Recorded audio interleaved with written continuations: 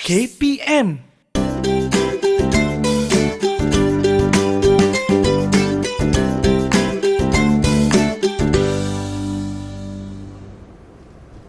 Assalamualaikum dan salam sejahtera kepada semua. Anda sedang menyaksikan Pentaksiran Bilik Darjah atau lebih dikenali sebagai PBD bersama saya Syamira Nazir, di mana pada hari ini 30 minit kita akan membincangkan tentang PBD dalam sejarah untuk murid-murid tingkatan 1, 2 dan 3. Dan untuk hari ini istimewanya saya bersama dengan seorang guru yang merupakan Ketua Panitia Sejarah dari SMK Merepuh Kuala Lipis, Pahang. Siapakah beliau? Jom kita kenali guru kita. Kita saksikan Profil Guru.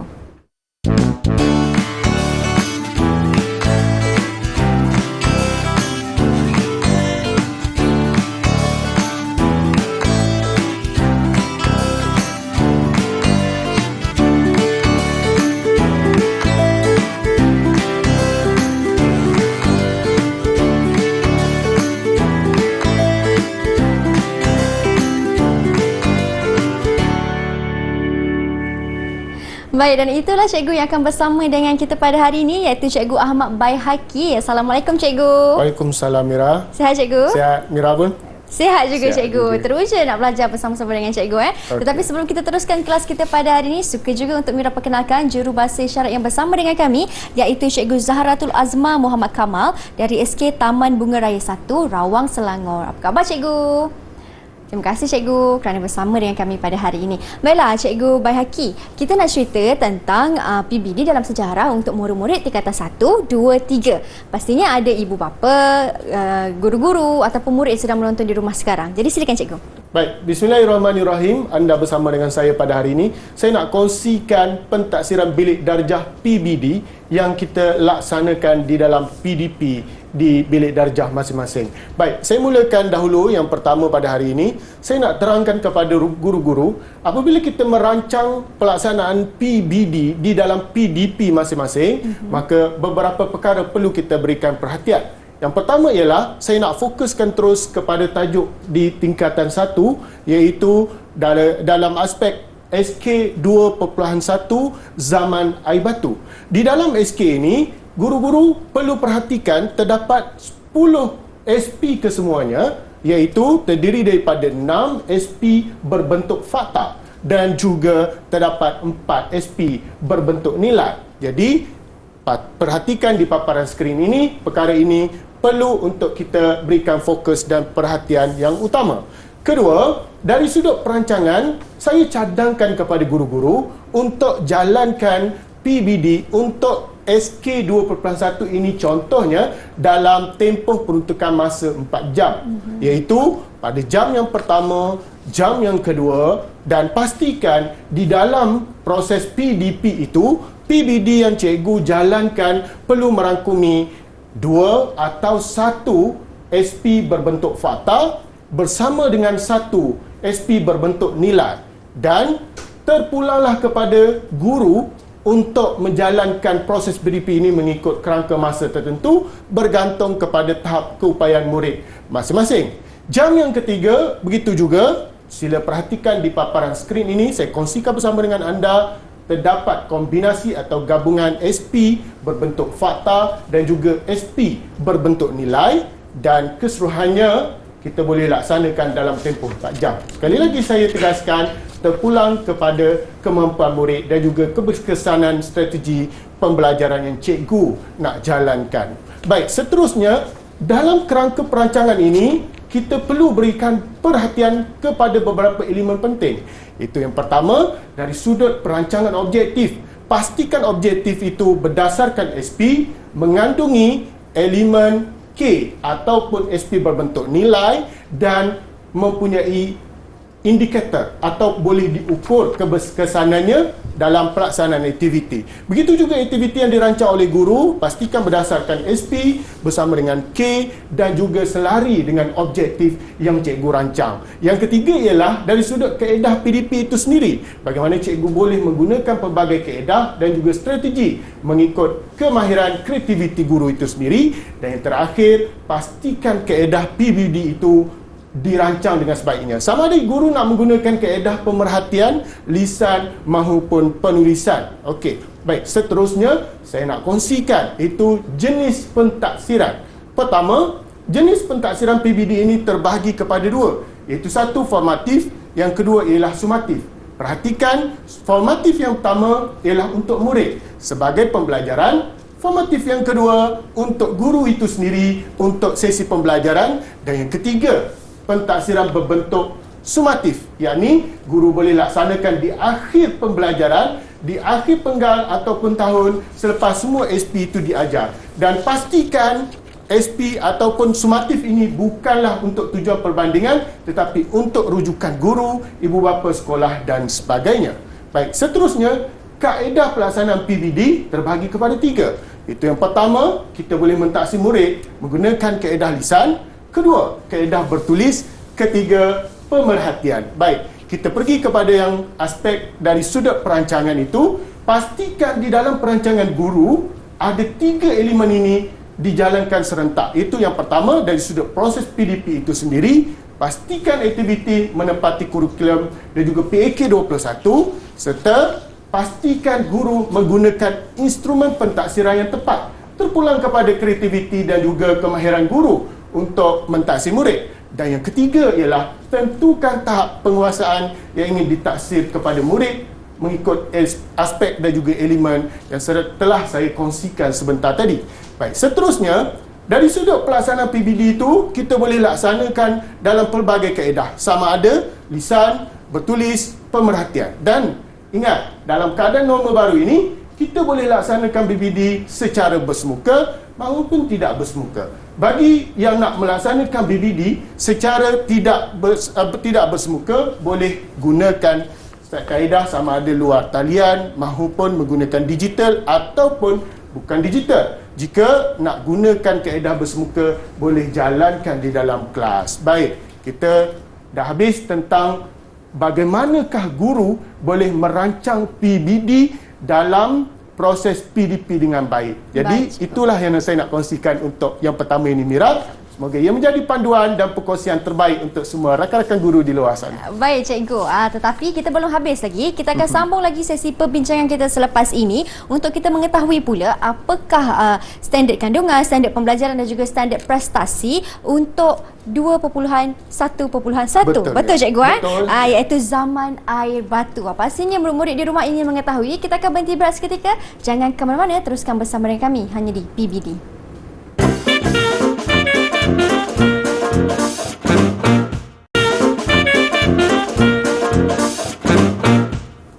Baik, terima kasih kerana masih setia bersama dengan kami. Anda sedang menyaksikan pentaksiran bilik darjah atau lebih dikenali sebagai PBD bersama-sama dengan Cikgu Ahmad Baihaqi yang merupakan Ketua Panitia Sejarah. Baiklah Cikgu, di segmen ini apa pula yang Cikgu nak kongsikan? Silakan. Baik, terima kasih Mira. Segmen yang kedua ini saya nak kongsikan kepada guru-guru maupun murid-murid beberapa aktiviti yang kita boleh buat, tetapi paling utama kita nak perhatikan sebenarnya ketika PDP berlangsung, PBD berlaku secara serentak. Ini yang utama yang saya nak kongsikan. Baik, sekali lagi, dalam tajuk ataupun dalam SK 2.1 zaman air batu ini, kita ada 10 SP semuanya yang perlu untuk kita selesaikan sebelum kita melakukan penetapan tahap penguasaan murid. Baik, saya nak kongsikan yang pertama, iaitu kita rancang satu SK berbentuk fakta bersama dengan satu SP berbentuk fakta dan juga satu SP berbentuk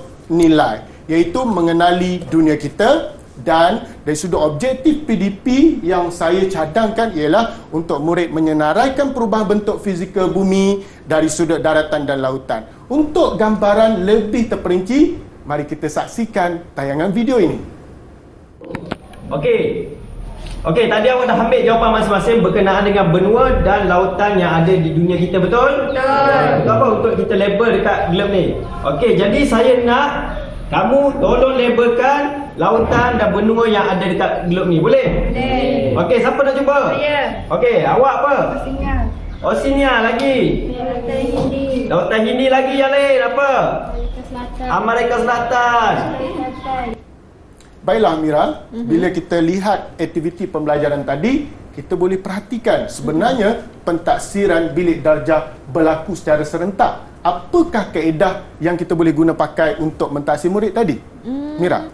Kaedah kalau tengok murid tadi melabelkan dekat globe tu. Ya. Jadi kaedah pemerhatian boleh ke cikgu? Boleh, ya. Kita boleh gunakan kaedah sama ada pemerhatian, lisan maupun bertulis, dan kesemua itu boleh berlangsung serentak ataupun sekurang-kurangnya kita perlu rancang dua kaedah pentaksiran dalam satu sesi PDP.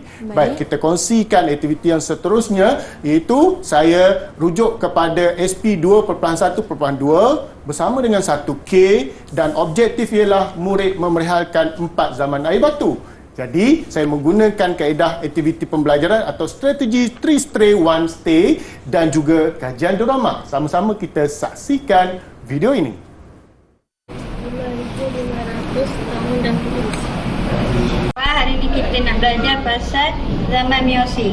Zaman Meiosin ini telah berlaku pada 23 juta tahun hingga 5 juta tahun dahulu. Manusia dipercayai telah sampai ke Australia melalui jalan darat satu kali, iaitu batas sudu. Kenapa kita perlu menjaga alas kita untuk mengelakkan pemanasan global? Saya Ha. untuk mengelakkan kecairan ais. Zaman Meiosin berlaku pada 23 juta hingga 5 juta tahun dahulu. Mamalia telah wujud pada tahun itu, hidupan laut pun wujud, gunung-gunung terbentuk dan suhu panas dan kering. Jadi perhatikan Mira, dalam sesi aktiviti itu bagaimana kaedah lisan boleh diguna pakai, kaedah pemerhatian maupun bertulis, dan bagaimana kaedah lisan itu berlaku, Mira. Kaedah lisan itu berlaku? Ya. Kaedah lisan berlaku apabila guru menanyakan kepada murid-murid dan Ya. murid menjawab. Tepat sekali ya. Itulah contoh bagaimana kaedah lisan yang guru boleh laksanakan bersama dengan murid-murid di dalam bilik darjah masing-masing. Baik, kita lihat lagi paparan bagaimanakah proses PBD dan juga PDP bergerak seiring dalam konteks SP 2.1.3 dan 1K. Untuk aktiviti pada hari ini, saya nak rujuk kepada suntingan video Didik TV sendiri.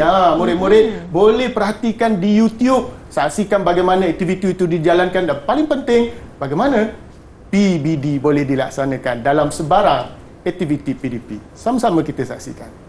Dekat 23 juta ni ada Meiosin, Okey. 5 juta ada Pliocene, 2.5 juta ada Pleistocene, 10,000 sampai sekarang ada Holocene. Okey, baik. Menarik tak Mira? Menarik cikgu? Ya, PBD boleh dijalankan dalam pelbagai situasi PBD.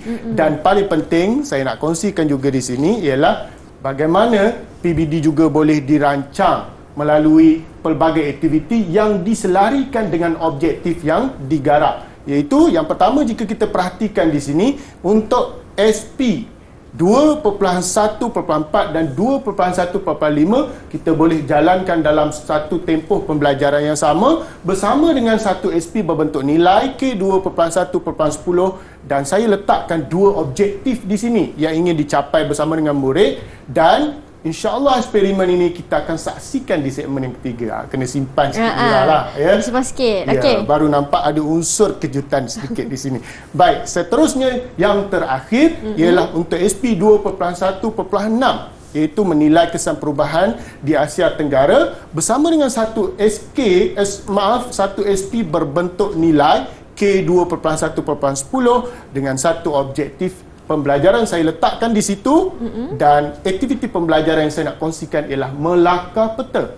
Untuk gambaran terperinci dan lebih jelas, saya nak kongsikan satu lagi video. Silakan. Dia bukan.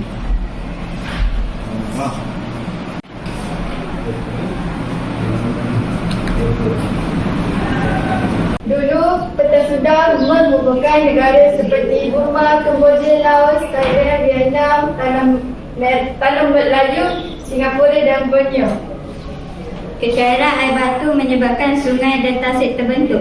Aliran air sungai menyebabkan paras air laut meningkat dan petas sunda tenggelam. Dan apakah cara untuk mengatasi pencairan? Siapa boleh? Saya, tenaga yang boleh diperbaharui. Tenaga yang boleh diperbaharui lagi. Saya kurangkan pembakaran terbuka. Kurangkan pembakaran secara terbuka. Baik. Okey, Mira. Jadi saya nak tanyalah, kalau Mira lah tengok keadaan proses PDP atau pembelajaran itu berlaku dan juga pentaksiran yang dijalankan oleh guru, nak balik semula ke sekolah tak? Nak cikgu. Cukup menarik pendekatan yang digunakan. Ya. Pendekatan itu semuanya dirancang dengan cukup baik dan terperinci seperti kita kongsikan di segmen yang pertama tadi. Jadi, dalam konteks video yang saya kongsikan tadi, kita boleh perhatikan bagaimana guru boleh menerapkan elemen SP di dalam PDP itu bersama dengan K dan juga objektif yang dirancang dengan cukup baik. Dan daripada proses pembelajaran dan aktiviti tadi, berlaku tak 3 kaedah pentaksiran yang saya kongsikan tadi, Mira? Berlaku cikgu. Berlaku, lisan berlaku, pemerhatian berlaku juga, dan juga bertulis. Ya. Ya. Berlaku. Jadi itulah yang kita nak kongsikan pada hari ini. Sebenarnya jangan silap faham seolah-olah PBD berlangsung di luar konteks PDP atau pembelajaran. Sebenarnya dia berjalan seiring dan guru-guru boleh merancang pelbagai jenis aktiviti mengikut kesesuaian tahap kemahiran murid dan kemampuan murid yang berbeza-beza, Mira, ya. Mungkin ada murid yang sesuai untuk menjalankan aktiviti yang saya cadangkan ini mungkin tidak sesuai, terpulang kepada guru. Cuma saya nak kongsikan sekali lagi, pastikan pelaksanaan PBD kita di dalam PDP itu mengikut garis dan juga perkara yang saya kongsikan tadi, iaitu dari sudut penetapan SK dan juga kita perhatikan kepada SP berbentuk fakta, SP berbentuk nilai, bagaimana guru menyusun objektif, kaedah pembelajaran, kaedah pentaksiran itu, maka PBD boleh dijalankan dengan adil dan saksama. Betul. Pembelajaran seronok atau tidak, Mira? Pembelajaran seronok. Dan itu yang kita turut sama dapat rasakan. Dan selepas ini ada satu kejutan yang macam mana Cikgu Bayhaqi katakan tadi. Nak tahu apa kejutan yang kami bawakan di studio? Teruskan menonton PBD Pentaksiran Bilik Darjah. Jangan ke mana-mana.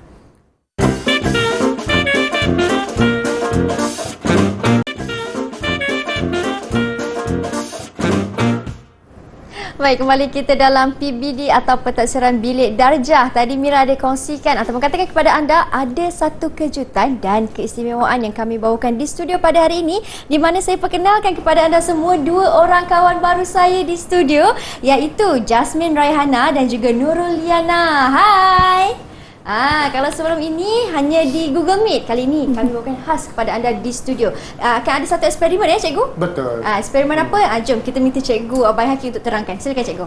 Baik, Mira, untuk segmen ini kita lebih fokus kepada bagaimana guru merancang perekodan dan juga pelaporan pentaksiran bilik darjah. Pun begitu, saya nak kongsikan secara langsung bagaimanakah pentaksiran itu berlaku bersama dengan aktiviti dalam satu proses PDP itu sendiri. Baik, Mira, dah bersedia belum? Sedia cikgu. Dah bersedia, jadi saya serahkan kepada 2 murid untuk kongsikan dengan murid-murid di seluruh Malaysia yang menonton kita pada hari ini bagaimanakah kita nak belajar satu aktiviti dan cikgu nak mentaksir anda dalam proses PDP dari aktiviti ini. Silakan. Hai kawan-kawan, ciri-ciri fizik, ciri-ciri zaman air batu akhir, antaranya ialah ciri fizikal bumi. Kita lapisan dipenuhi dengan salji. Haiwan yang wujud pada zaman itu ialah singa dan kuda, dan tumbuhan renek dan rumput. Maknanya tumbuhan itu ada ciri istimewa tak? Ada sudut saiznya mungkin. Ada. Ada. Boleh kita Liana angkat sedikit. Okey. Itu contoh bagaimana tumbuhan yang renek dan juga menjala. Betul ya, Liana? Okey, baik. Teruskan. Okey. Okey, hai kawan-kawan. So hari ini saya nak terangkan tentang perubahan zaman air batu. Di mana apabila anda lihat di sini, apabila cairan air batu berlaku, dia akan mengalir ke kawasan laut dan akan meningkatkan paras air laut. Anda boleh lihat kat sini, air laut mula meningkat akibat kecairan glasier. Okey, selain itu juga akan memberi kesan kepada kepupusan haiwan. Maknanya, apabila paras air meningkat, dia akan memberi kesan kepada hidupan-hidupan dan kawasan daratan. Okey. Baik. Itu Okey, saja. itu saja. Baik, jika kita perhatikan di sini, apakah yang Jasmine nak kongsikan dari sudut kecairan glazier tadi terhadap perubahan ataupun keadaan bentuk muka bumi ke yang berlaku selepas berlakunya pemanasan global yang mengakibatkan kecairan glazier? Silakan. Okey, pemanasan global akan meningkatkan suhu. Apabila suhu meningkat, dia akan membuat proses pengglasiran, iaitu pengglasiran ini akan menyebabkan paras air laut meningkat dan perubahan fizikal bumi akan berlaku.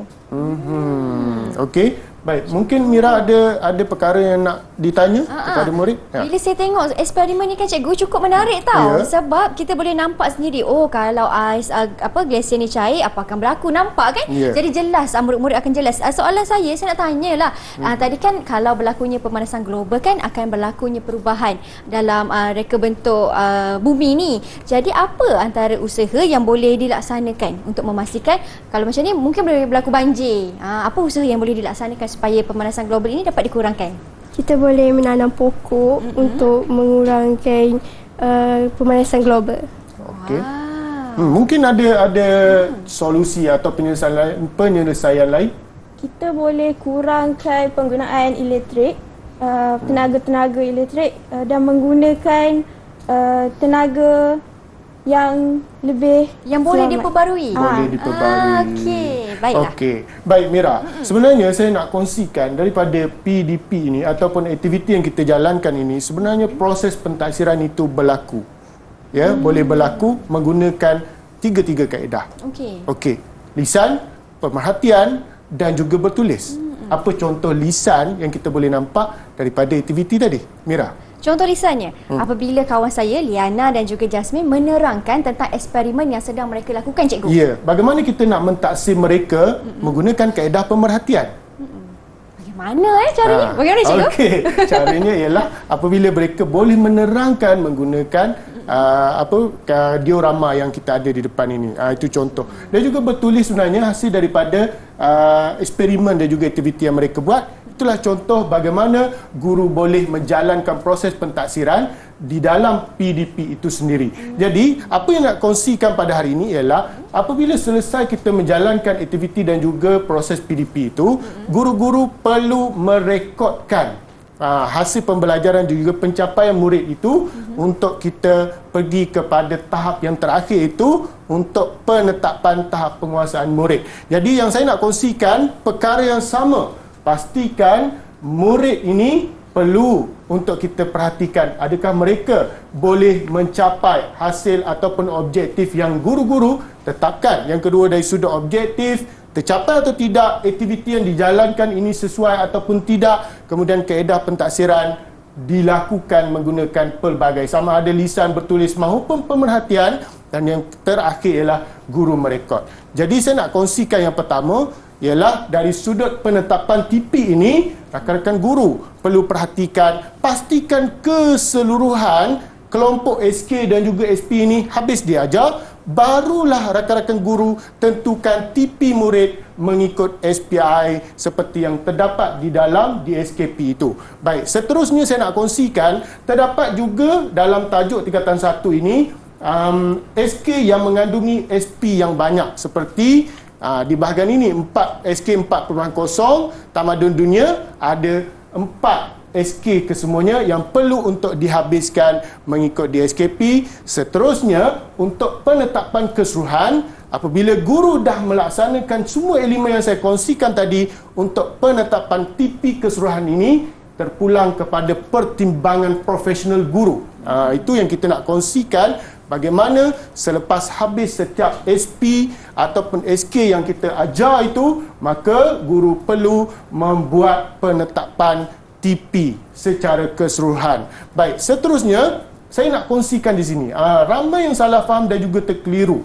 Seolah-olah dari sudut perekodan itu ada satu borang khusus. Misalnya sebenarnya Mira, saya nak perbetulkan pada hari ini, guru-guru boleh merekod perkembangan murid ini ataupun hasil pembelajaran dalam pelbagai segmen. Sama ada guru nak mencatat di dalam ruangan refleksi PDP ataupun RPH yang kita buat setiap hari, ataupun kita buat satu senarai nama murid dan kita catatkan perkembangan murid di situ. Kemudian guru juga boleh membuat catatan di dalam buku catatan itu sendiri. Maknanya terpulang kepada kreativiti guru. Di manakah anda nak rekodkan prestasi murid anda? Baik, ya, ini saya nak kongsikan satu contoh borang. Selepas semua elemen yang saya terangkan tadi, iaitu dari sudut tahap penguasaan murid itu sendiri, dari sudut objektif pembelajaran tercapai ataupun tidak, dari sudut kesesuaian aktiviti yang cikgu laksanakan sesuai dengan tahap kemampuan murid ataupun tidak. Maka selepas semua itu diambil kira bersama dengan rekod yang cikgu dah catatkan itu, maka cikgu masukkanlah pencapaian dan juga tahap penguasaan murid itu di dalam borang ini, seperti yang saya kongsikan. Baik, terpulang kepada kreativiti guru lah Mira, ya. Tidak ada satu mandatori atau pemberat. Ini satu cadangan sahaja. Dan sekali lagi saya nak rumuskan, apabila guru membuat perekodan dan juga penetapan TP, perkara utama yang saya nak kongsikan ialah pertimbangan profesional. Pernah dengar tak Mira perkataan ini? Pertimbangan profesional, Ya. Wah, satu perkataan baru untuk saya hari ini, cikgu. Okey, baik. Sebenarnya dari sudut penetapan tahap penguasaan ini, guru-guru perlu buat pertimbangan secara profesional. Maksudnya perlu adil, perlu objektif, perlu saksama, perlu munasabah, logik dan sebagainya. Jadi bagaimana pertimbangan profesional ini nak dibuat? Pastikan semua elemen ini dilaksanakan dengan baik, dirancang dengan baik dan ada bukti ataupun rekod yang cikgu ataupun guru-guru boleh rujuk. Kemudian barulah kita boleh buat penetapan TP murid berdasarkan pertimbangan profesional guru. Itulah saya nak kongsikan pada hari ini. Kalaulah Mira jadi guru, mudah tak kita nak laksanakan PBD di dalam bilik darjah? Setelah saya dengar penjelasan daripada Cikgu Baihaki, mudah sebenarnya, cikgu. Itu untuk saya harapkan murid-murid ataupun guru di rumah pun dapat pencerahan daripada apa yang cikgu kongsikan. Baik, betul. Cikgu, memandangkan kita pun dah sampai ke penghujung program kita ni kan, sedikit rumusan ringkas daripada Cikgu Baihaki. Okey, secara rumusannya, saya nak rumuskan di sini, apabila kita laksanakan PDP, sebenarnya kita dah merancang pelbagai perkara, iaitu dari sudut kesesuaian bersama dengan murid, dari sudut kaedah PDP yang kita nak rancang, dari sudut perancangan yang kita rujuk kepada DSKP itu sendiri.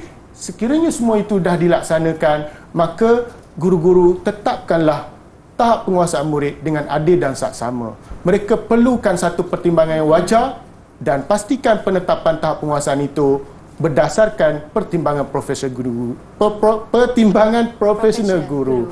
Jadi semoga segmen ini memberikan pencerahan dan juga maklumat yang bagus untuk kita semua. Ya, insya-Allah, mudah-mudahan. Terima kasih banyak-banyak Cikgu Ahmad Baihaki kerana meluangkan masa bersama dengan kami untuk berkongsi ilmu kepada mereka di luar sana. Kepada rakan-rakan saya iaitu Jasmine Raihana dan juga Nurul Liana, terima kasih. Serta Cikgu Jurubahasa Isyarat iaitu Cikgu Zahratul Azma. Kita jumpa lagi di episod akan datang. Saya Syamira Nazir. Assalamualaikum dan salam sejahtera.